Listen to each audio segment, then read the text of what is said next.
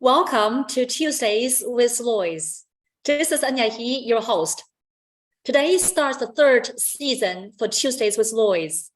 Over the past 2 years, we have seen a lot of changes and experienced many challenges around the world, from COVID to ongoing war in Ukraine, and very recently, the sad loss of the beloved Queen Elizabeth, just to name a few.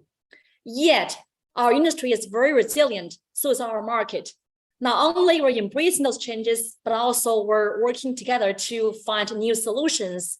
And today's session is a great example of Lloyd's market partnering with our partners at Evertas in finding insurance solutions, one of the most challenging class of assets, crypto. If you join us live, welcome and thank you. Please ask questions using the Q&A tool and help us to make the session as interactive as possible. Without further ado, please welcome our moderator, Hank Watkins, who will introduce special guest. Go ahead, Hank. Thank you, Enya. And again, welcome to Tuesdays with Lloyd's. Very excited to be here with all of you today.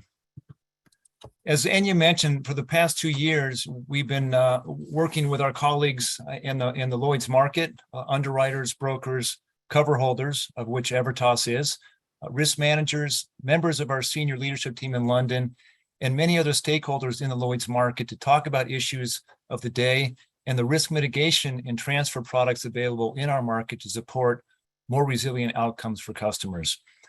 We've really appreciated your loyalty to us on these Tuesday sessions and look forward to a great 45 minutes with you today. Now, the topic we're covering is one most of us have heard of.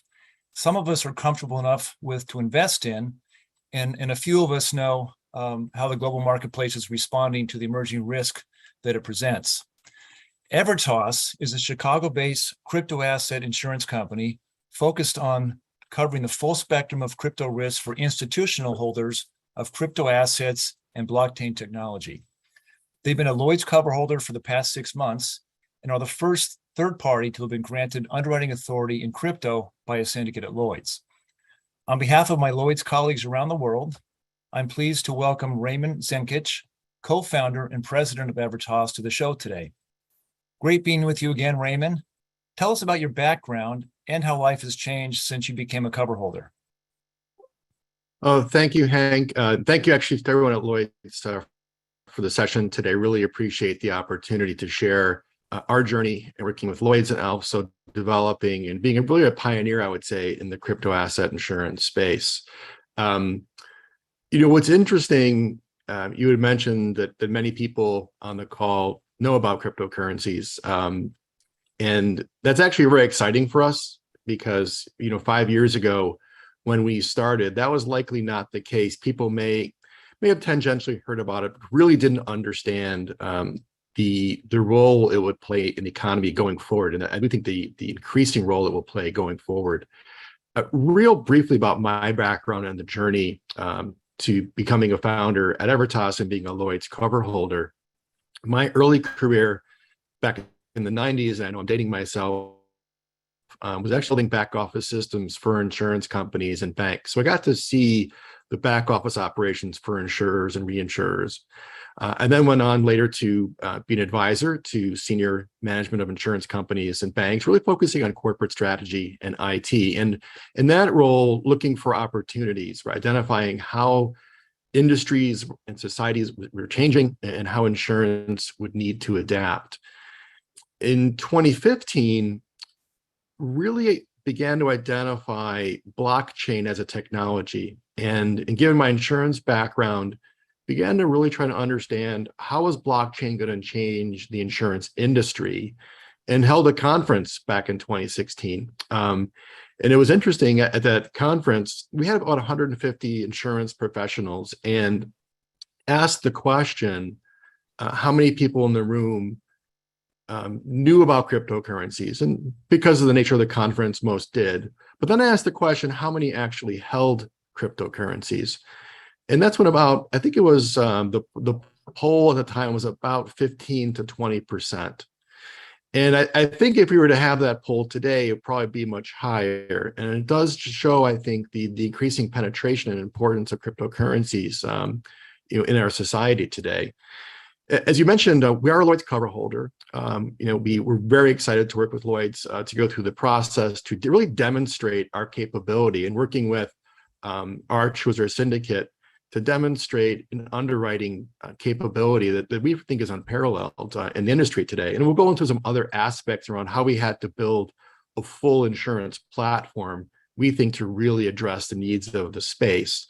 So as I mentioned, Arch is our syndicate, Marsh is our London broker, and we went through the Lloyd's Lab. The Lloyd's Lab really is a unique vehicle to try and explore new risks, and for have Lloyd's to kind of go out and understand how are different risks and risk and asset classes, in this case, how are they emerging, and what are the insurance needs, and how are they evolving? And trust me, they're evolving very quickly.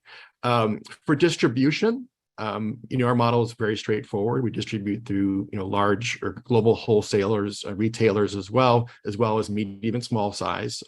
Crypto firms range in size from small, medium, to large, as you could imagine. We do have an institutional focus, so we are not looking at insuring retail holders of cryptocurrencies, unless they, maybe it's a large family office, for example. So that at least, I think, describes our journey. And, one of the co-founders had spent, a lot of time in blockchain at large financial services organizations. And through that work, really began to understand the challenges around insuring in this space. We're going to go into a couple of those and just really help people understand why it's so challenging to provide insurance products in the space, and how we're trying to work with Lloyd's and work with Arch just to address many of them. Well, thank you, Raymond. And you mentioned the Lloyd's Lab. Thank you for that plug. We started that back in 2018 and are currently in our 9th cohort. Just by way of background, it was a way for us to establish a home in the Lloyd's building at 1 Lime Street for insurtechs, all types of entrepreneurs who were interested in facilitating ease of processing in our industry, ease of exposure identification. Even new coverages have come out of it that our market has embraced and actually sold forward into the world. So it's been a real exciting opportunity to do that. We've had hundreds of applications. The typical length of time in there, as you know, is about 10 weeks in the Lloyd's Lab in London, during which time you're mentored by the Lloyd's brokers and syndicates in the marketplace, and ultimately come out with hopefully a new product to sell. So it's been a real success story. And, thanks for mentioning that. Love to get into, we're not talking today about insurance against price fluctuation in Bitcoin. Clearly that's been a challenge over the past couple of months, but more about the loss of assets. Do you want to get into that a little bit? There are also some types of coverages, liability, D&O, for example, are for executives sitting on boards of crypto companies. Would you like to talk a bit about the types of risk transfer products that are available through Evertas these days? Yeah, thank you. Yeah. Look, the risk transfer products in this space are very, there's a lot of need. And so the area where we focused, again, we started this journey several years ago, is on the underwriting for crime and for crime policy. So think theft loss. The specific code in London is BB.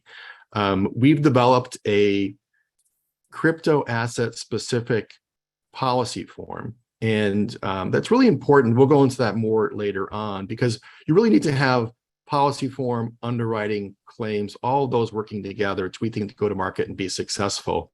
But beyond the theft loss product, which is what most people would think about in terms of what happens if a custodian who has the care, custody, and control of an asset were to somehow be compromised in some way, how would the institution seek to be have that restored, or potentially how they would then extend that to the retail customer. But there are sort of a wide set of policy needs. One, which is an extension of a crime or a theft loss policy, is what we call a platform policy. It's something that the industry is really seeking, and we're helping to drive the development of.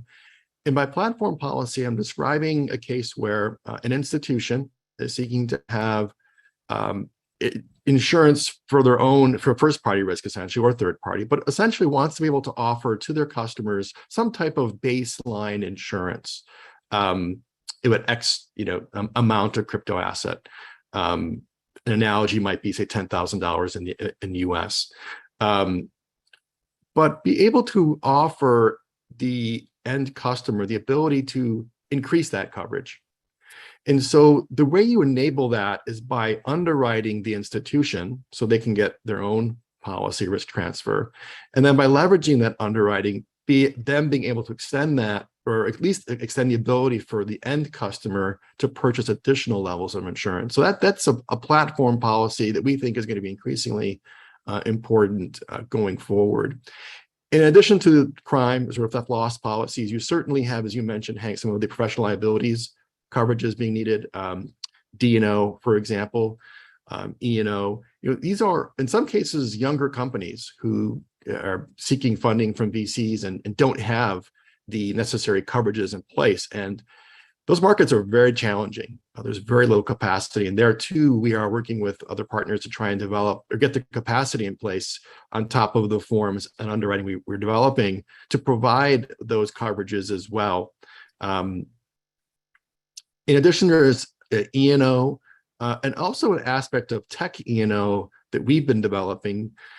Many times, what we've seen is that there is a very specific risk that a crypto firm is looking to have risk transfer around, and it may relate to a very specific type of technical failure. The way we're able to address that need is by creating a named peril policy. So it's a tech E&O named peril policy.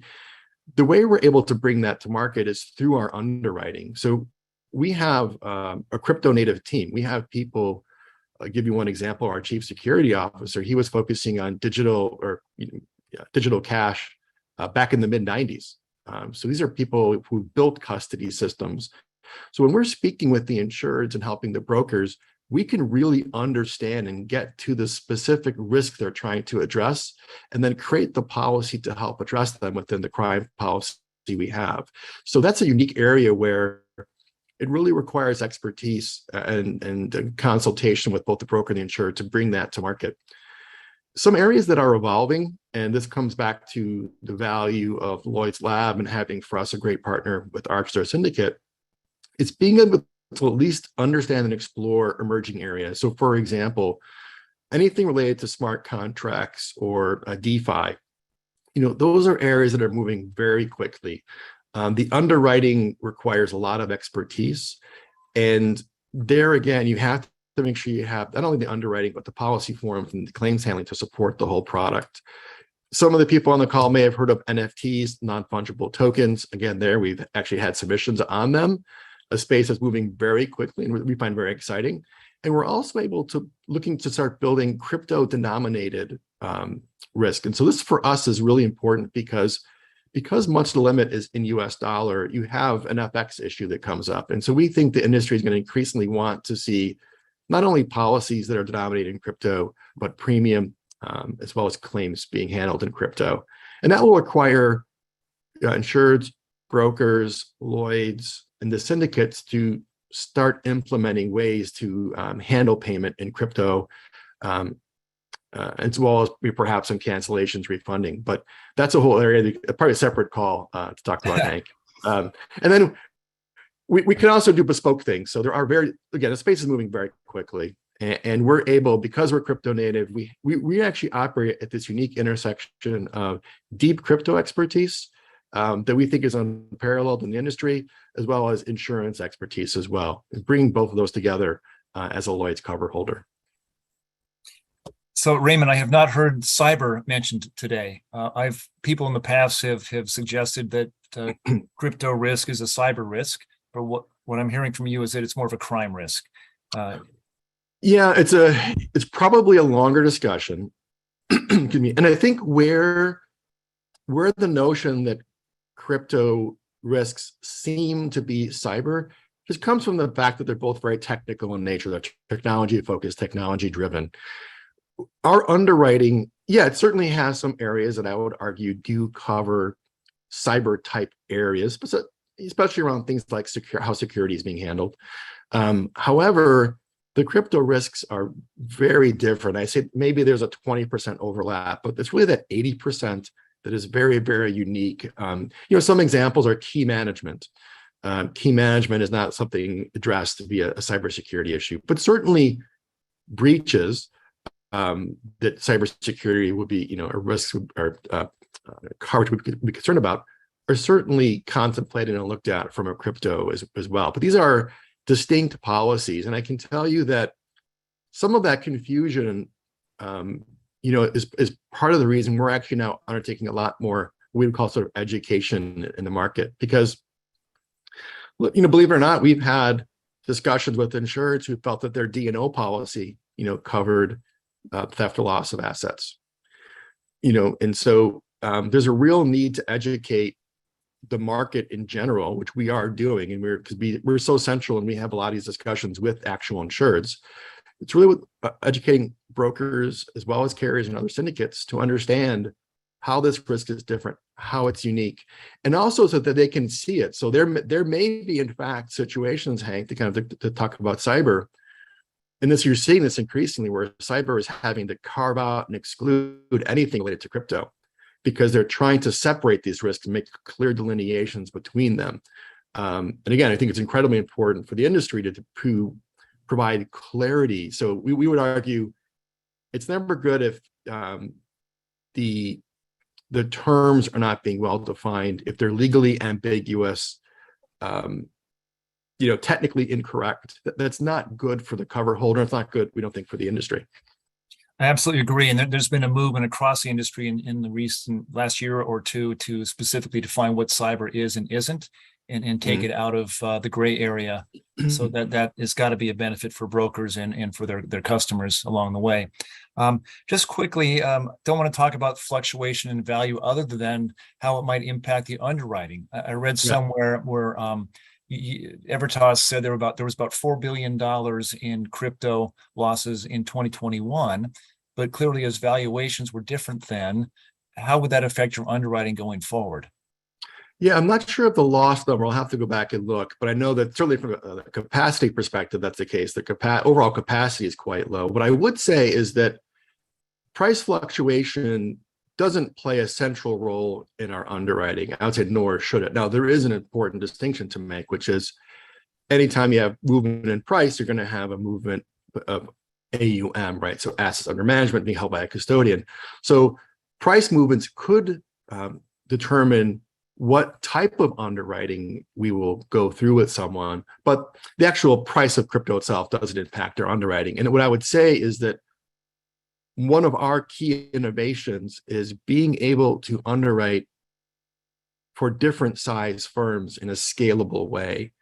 So what that means is if you're a small family office with maybe one or two employees, and so a lower amount of assets under management in crypto, versus say a large custodian with billions of dollars of assets, we're going to underwrite those very differently. And you not only have to ask different types of questions, different sets of questions, going into more detail in others, but you really have to have a way to interpret and assess the responses. And that's where we've, again, focused a lot of our time on trying to automate a lot of the underwriting so we can quickly get to what the core issues are and help the insured and the broker understand what's needed to kind of get coverage in place. And, we have, over 20 categories of risk, some of which would be very familiar to people who know crypto. And I mentioned some of them, like key management, which is very specific to the handling of crypto assets, how the blockchain network is implemented, how things like staking are being handled, and also how an organization is managing a development and testing environment. Those are all things that are very crypto focused, I would say. But the moment you think about business or operations, that's where you need to sort of think about other areas of risk, some that may be more familiar to other people on the call. For example, ethics and transparency, reputational risk, governance, compliance. These are things that cross insurance products. And on the operational side, This is where you may see some overlap with, say, cyber, but physical security, personnel security, general security, how customers are, how the customer interaction is facilitated technically, and even areas like accounting and tax. So we have a very exhaustive framework that we use that we can dynamically adjust based on the type of insured. And that gives us a big advantage in working with brokers because we can very quickly identify where to focus, where to probe, and get back to the insured with meaningful feedback. And so, again, we think the real importance here is there's just a need for the industry overall to do a much better job in underwriting.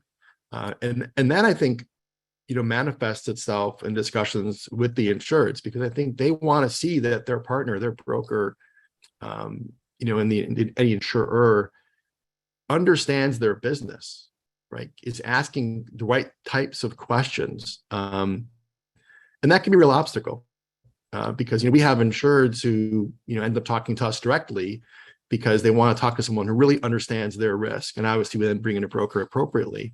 But yeah, I think that that's really, price volatility, while it may attract headlines, it really has not impacted what we're seeing in the market, the demand for the product or our underwriting. Okay, no, that's a great point. And when we end the session today, I'd love to get your thoughts on how you can continue to educate distribution partners out there. We can touch on that towards the end, because this is clearly an emerging risk that a lot of brokers out there would welcome opportunities to learn more about as their customers ask them questions. But quickly on the you look at the percentage of cryptocurrency, crypto assets that are actually insured around the world. Again, I've read somewhere, it's probably anecdotal, but it's less than 5%. So that's a classic coverage gap, protection gap, if you will. And if you look at natural catastrophe perils around the world, many countries are significantly underinsured. A lot of that's because governments step in after a major flood, hurricane, or earthquake. A lot of it just has to do with culture. But there's clearly a lack of capacity out there, I would think, for those who do want to insure their crypto assets. Is that a fair assessment? And I'm trying to, again, to be fair to insurers as they're considering entering this segment of the industry. You've got the volatility, the high-profile hacks, different things that have happened, security concerns, and I think most importantly, the lack of government regulation is probably a challenge to the more traditional insurance underwriters.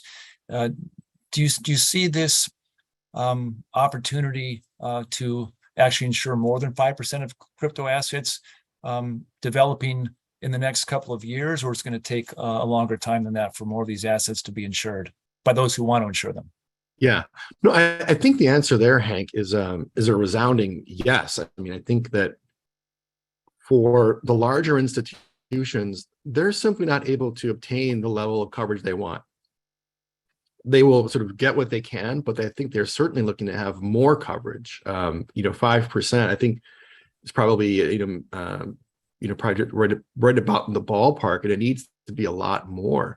And that's just perhaps on the crime side. I mean, looking at the other coverages, we can tell you that there is a massive gap on, in D&O, E&O, tech E&O, even areas like property. So if you're a crypto mine, it'll be difficult to just get basic property protection in place or GL coverage for what is essentially a data center. But because they operate with crypto, there is this almost knee-jerk reaction that we don't want to touch it. So for a lot of insurers, I think that ends up being a position they take, is they may have read something bad in the press about crypto, and then they just basically say, look, we don't want to touch it. The reality is that the US dollar is involved in far more nefarious activities than crypto currently is, and there's a lot of research to support that. And we find ourselves having to raise this with people. But the point is that if 5% isn't enough today, it will become an increasing problem, because as the asset class grows, and it will, we're certainly believers in the role that crypto will play going forward, the capacity does need to increase. And so that really is getting insurers more comfortable with the risk. And to us comes back to underwriting, right? Being able to articulate the risk, having the actuarial support behind it, having the policy form that is, not ambiguous legally and it is correct or more accurate, and having claims handling. So all of these things over time, should make insurers more comfortable in being in the space. There is an overall industry challenge that I would just want to highlight, which is, beyond just the education that we are doing, it's very difficult to get people who understand crypto to want to be excited about and want to pursue a career in insurance as an underwriter. It's just very challenging. Right. And so typically what happens is you have, let's say, cyber underwriters who probably have the right sort of background to perhaps understand certain areas of the risk, moving into crypto. But maybe it's part-time, right? So it's not really the full-time focus. So again, if you're the insurer, or even a reinsurer, how do you get that in-house technical expertise to be comfortable with the risk? That to us is sort of a real big critical path item for the industry to address. We obviously have focused to get those people in-house on our team because we're excited about insurance, and we're really excited about the role that insurance can play in bringing a level of professionalism to what's sometimes perceived as the wild, wild west of crypto. And you do that by creating standards, right? By, for example, if you website and go to resources and education, you'll see that we actually built a taxonomy for wallet types. So we actually said people are using terms like hot storage, warm storage, and cold storage, some cases interchangeably, in most cases, perhaps not correctly. And so we said, look, we're going to define this. And we actually, it's a starting point and it's a framework that people can use to understand when is something hot storage or warm or cold. And by the way, those have real implications to the risk, to the underwriting, to what insurers want to focus on. So, for example, your audience might know that the specie market was very involved early on and looking at what was considered more cold storage in the crypto world, because it was very analogous to other type of vaulting products. But as the technology industry has grown, warm storage has become more prominent. And insurers, brokers need to understand what these terms mean because they're important to understand what type of risk is being covered. In terms of, one of the things you mentioned sort of was regulation. And I think that does tie a little bit with reputational risk, and I'm going to touch on that briefly because I think, as I mentioned before, insurers are just very hesitant to get involved in a risk that is perhaps unknown, and then also they don't want to be in the headlines, right, where there was a breach, and then most certainly don't want to be in a situation where if there is a claim that funds are being given to an individual, who shouldn't be getting them. So there is reputational risk here, and so we have to spend a lot of time actually working with the Lloyd's lab to address reputational risk issues that go far beyond just KYC and AML. You really have to use a lot of crypto-specific tools to assess addresses to really make sure you're avoiding reputational risk. Maybe going to the last part you mentioned, which is, I would say, government and regulatory movements. I think all you have to do is look, I think it was last week, where in the US, the White House came out with some guidance around crypto and, raised a lot of, concerns. And some people felt that it was a good first step. I don't have a crystal ball, so I certainly can't tell you where regulatory changes will occur, not only in the US, but sort of globally. But as the class as this asset class grows, our firm view is that regulation will follow. And you would hope that there's some kind of harmony globally around those things that may or may not happen. But there's also the question that then comes up, which is, well, what could happen from an insurance perspective? In the US, you always have state regulatory issues and federal. Our view is that if there were to be most likely the regulatory push would come from a federal level. The question then becomes what would happen in a state level around crypto regulatory issues. One of the things that we think that the industry needs to do a much better job on is explaining what insurance, if any, is actually being offered. So you can think about different types of players in the crypto space. You have miners, you have custodians, you have exchanges, you have technology providers. It's not always the case that the insurance coverages are being put out in front and being made transparent to people. I think you saw some confusion recently with the FDIC, and the reason they came out with their crypto advisory is there was, at least in their perspective, confusion around what was or wasn't there FDIC type insurance being made available to the asset holders at some of these crypto companies. But was there other insurance as well? And so this becomes a whole area where the industry, we would argue the brokers, really need to understand what are the needs of the insureds, what coverages are being sought. And then from a regulatory perspective, we think that going forward, there will most certainly be pushes for better disclaimers around what types of insurance are or are not being offered. So just transparency. And then potentially perhaps minimum requirements for insurance. And if I come back to the standards discussion, people oftentimes view having insurance as some type of validation, right? Or confirmation that the right things are being done. And over time, that needs to happen in this industry as well. As I said, there really are no standards that are sort of defined and accepted globally, let alone within the US or in Europe. We suspect that's going to change. We're trying to educate the market and be at the forefront of that. So we have conversations with regulators as well, because we don't want to be in a situation where perhaps improper or less than ideal regulations are being put in place. I think you've hit the nail on the head for those of us in the E&S space, of which you clearly are in this example.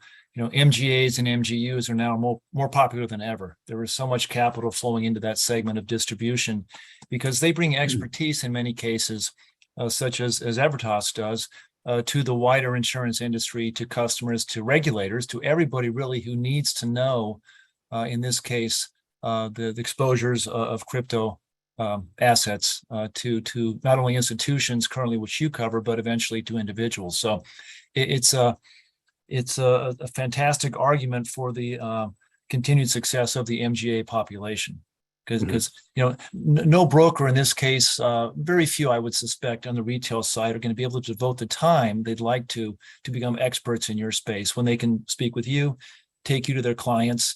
Yeah. And you can also spend more time with the insurance markets and other capital providers to expand your capacity. So real good opportunity there. I want to talk for a second about the process you've gone through to expand your reach beyond the United States. I believe you're now in Canada, Hong Kong, Australia.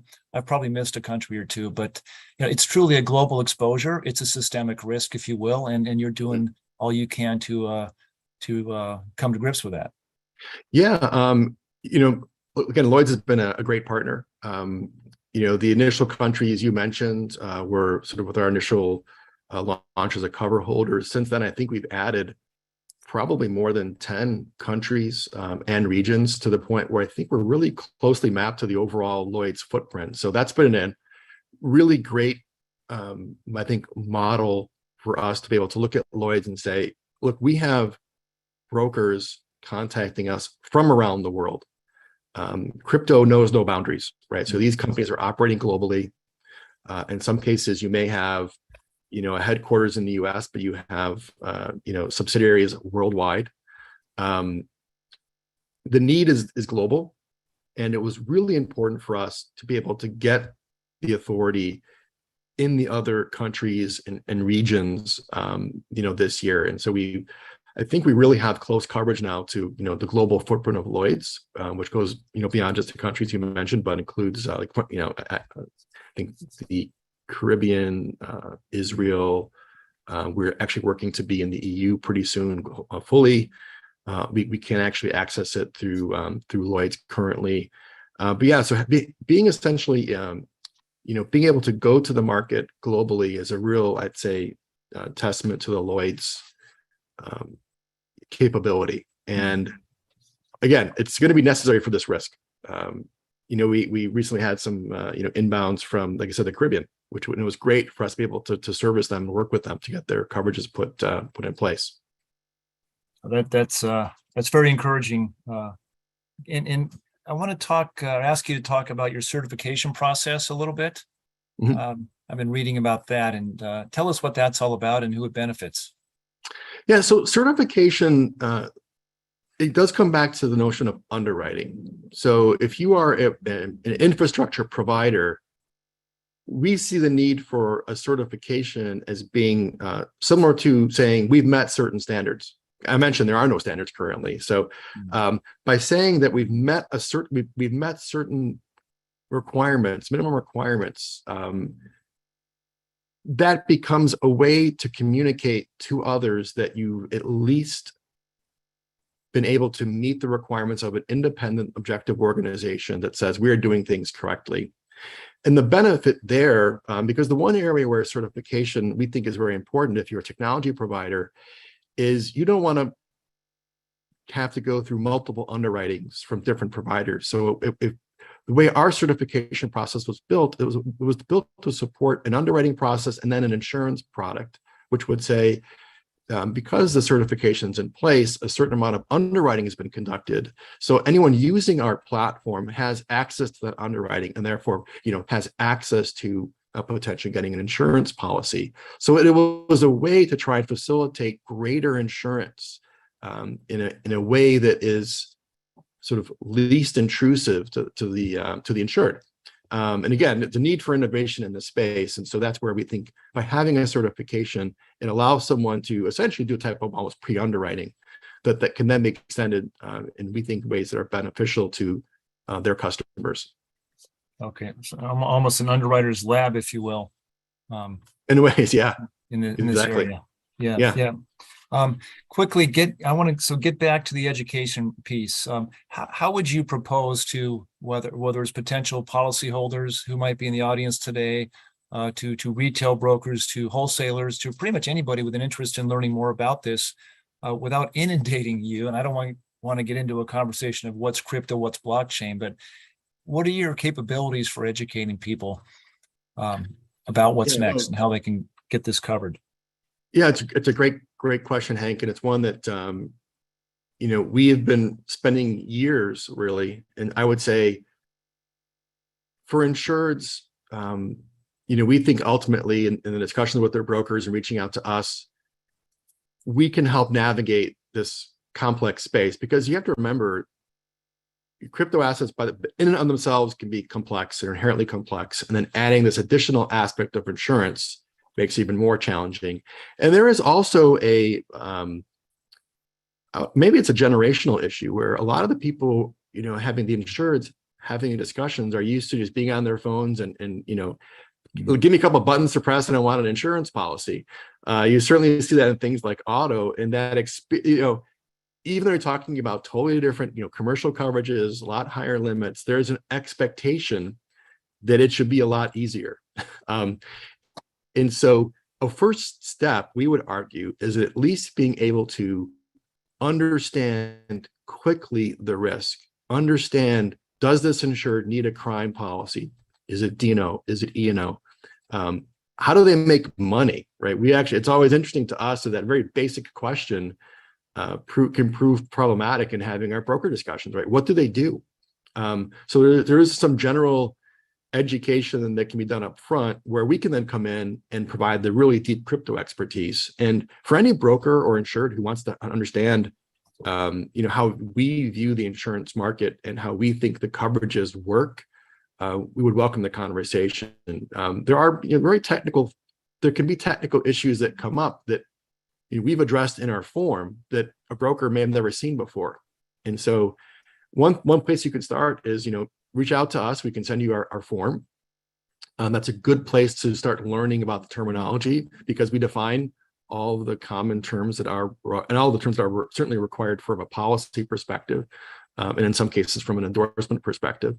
And that's probably the best place to start. And there's lots of other YouTube and online resources to understand crypto.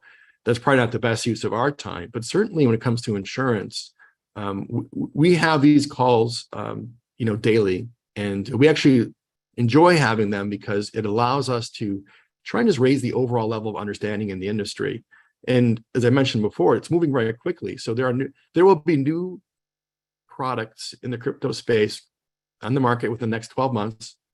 And it's very difficult if you're a broker to stay on top of all these things, as you said, Hank. And that's where we can come in and say, look, here are the key issues, like NFTs, for example. Here are the key issues. Here's how to think about the insurance coverage when you're talking to an insured. Here are the areas to focus. And here's where it's best to bring us in, for example, because sometimes a 5 or 10 minute phone call can save a lot of back and forth in terms of communication.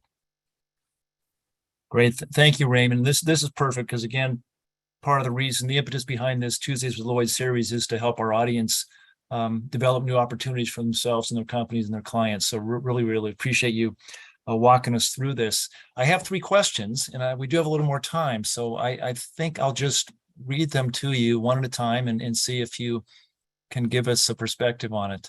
Sure. Thank you to the audience for asking. The first one goes like this. Can you please share a hypothetical customer case mentioning the typical amount of crypto assets being covered, typical premium, and exclusions? That could take a bit of time, so feel free to. Yeah, so I'll kind of try and answer it in simple terms, and certainly feel free to reach out if you'd like some more detail. Our current policy with Lloyd's, we have a $5 million per policy limit.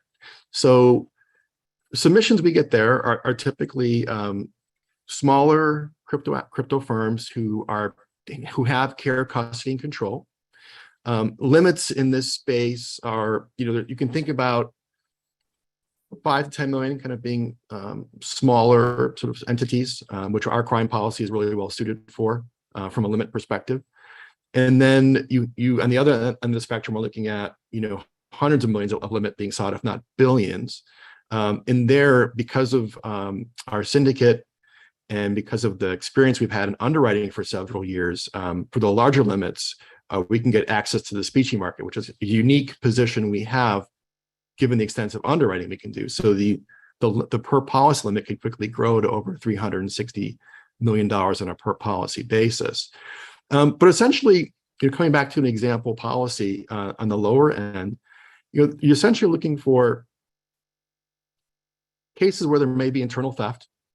We have expanded our policy recently to include fidelity type coverages for even fiat, because even though our policy was crypto focused initially, there was a clear need from the industry or the markets to say, look, we also need to cover fiat currency because it's how we operate, even a smaller amount. So we've added a fidelity type of coverage. The nature of the risks obviously depends on how many different ways you can creatively think about ways of losing or having assets be stolen. These are typically smaller exchanges, smaller custodians. They have prospects of growing. And so there's also a reason, I would say, for brokers to view many of these as potential long-term clients, right, who will be growing their AUM over time. And certainly on the crime theft side, the limits will grow as well. In the rough guidance in terms of premium, typically starting around 2%, I would say, and it goes up there. And in some cases, it can go up pretty quickly. And depending on typical underwriting credits and debits, that's how the premium is modified. Okay, fantastic. So brokers out there, as you're working your centers of influence and you meet crypto custodians with relatively small assets currently, a great opportunity to get in touch with Raymond and his Evertas colleagues to help you with that conversation. Yeah, and I would just also add, even at larger limits, as I mentioned, because we can access the specie market, there's also a way to address larger limits as well. Okay, yeah, exactly. And primary and excess too. Yeah, being in Lloyd's, now that you're known in Lloyd's, I'm not going to say that all 76, 77 syndicates will be interested in writing crypto, but eventually I suspect more than Arch will be. And now that you're known in the market there, it's a much better opportunity for you to make your way around the room and get that need filled. Thank you. So Raymond, the second one is the offer primarily for crypto on decentralized chains or also applicable for private blockchain for companies looking to transfer risk on a B2B basis, like supply chain? I'm excellent question. And thank you to who asked that. We are coin agnostic. We are blockchain agnostic. So what that means is, for that example, we most certainly can look at proprietary private blockchains and the associated insurance requirements. I would argue we are uniquely capable in doing that. We've actually performed third-party audits for technology providers to assess their private blockchain implementations. Again, coming back to our unique team, we're able to not only understand those type of blockchain implementations, but also then think through the insurance aspects of it. Great. Thank you for that. We have two more now, so we have a little time. Hopefully, if everybody can stick around. This one is: any details about the potential size of this market, profitability, combined and expense ratios, or loss and expense ratios, I assume, or is it too early in the sector's development to ask these questions? No, it's not too early. I think, as any participant, you want to understand what is the opportunity, the economic opportunity. Maybe I'll explain it in a couple of ways. I think fundamentally, you have to view that cryptocurrency is here to stay.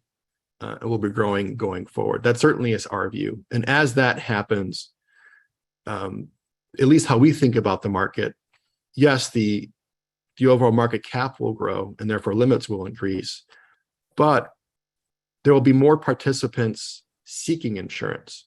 So this, the penetration, right? The number of people seeking insurance will in fact grow as well over time. So that, we think, it's a very important piece to keep in mind as you think about the opportunity. In terms of combined ratios or any kind of expense ratios or cost, it is very early. There have been only a handful of claims. So the loss ratio is still evolving. It will increase. That's sort of fundamental, obviously. We did a lot of actuarial work to put ranges around these things to kind of support our business cases. But end of the day, it's difficult to look into the crystal ball and come up with an accurate number. So we said, let's look at the overall macro drivers of the industry, right? So an increasing market cap, more people will be seeking insurance as either regulations come online or as it becomes more professionalized, or the end customers demand it, right? So we know of cases where large institutions working with custodians are demanding that there be insurance be put in place. So that will be another driver for the market. Not dissimilar to experience in the cyber market starting 25 years ago, certainly.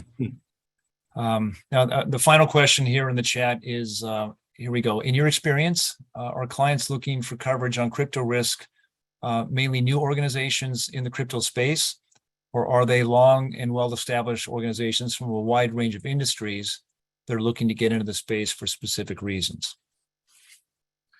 That's a great question. At least in our experience, I think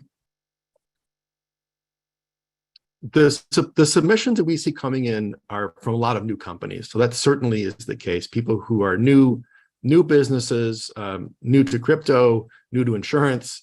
It's a lot of what we see. However, the larger incumbent financial institutions see the opportunity related to crypto assets, and so they are also entering the space. So we've equally seen a lot of large existing financial institution providers engaging on the insurance discussion, and it's usually around the topic we discussed earlier, which is there's not enough capacity, and so how do you get more capacity to market? So it's really been a combination of small, new startups, as well as large incumbents seeking to build out. They may be having a new product line or a new area of focus, and making sure they have the appropriate coverage in place. Okay, that's boy, what a session! I wasn't sure how this would go because it's not your typical property casualty, D&O. Not that those are typical at Lloyd's or in the E&S space, but this has been super interesting, and I've learned a lot. Raymond, really appreciate your time with us. Mark Rector has been putting a lot of commentary in the chat there. I believe he puts up a short survey at the end, so if the audience wouldn't mind sticking around and just helping us with that, it just gets us to a better place each time to refine what we're doing and hopefully help you out in the future. Thank you very much for the audience questions. And Raymond, anything else you want to add to this conversation as we sign off for this week? I just wanted to thank you and kind of the Lloyd's team. You've been great partners for us. If people have any questions, feel free to reach out. As I mentioned earlier, we are excited to be in this space and partnering with Lloyd's. You're very welcome, Raymond. I hope your phones figuratively and literally ring off the hook. So I look forward to seeing you again soon. And again, thanks to the audience for joining us. And thanks to my colleagues for putting this on. Stay safe. Thank you, everyone. See you soon. Thank you. Bye. Bye.